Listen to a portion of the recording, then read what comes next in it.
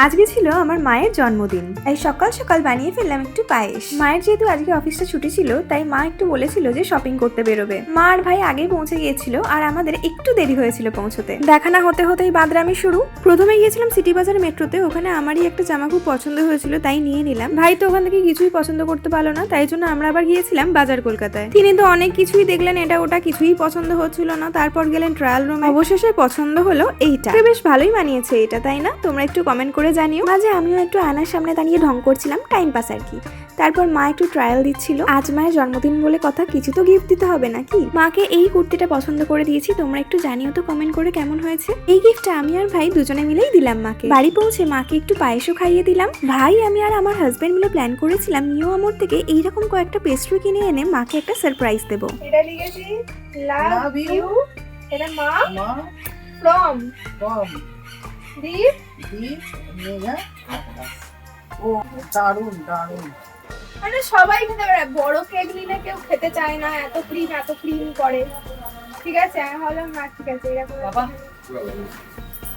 Happy birthday.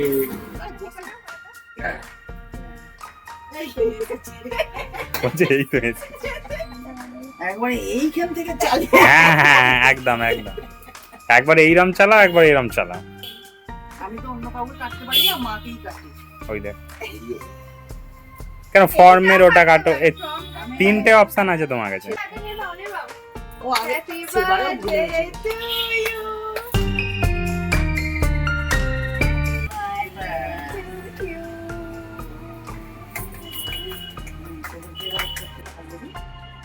এটা ভাইয়ের demand আছে, ভাই বলে দিয়েছে স্পেশালি এটা রেখে দিন। ও ঠিক আছে, রাখবো।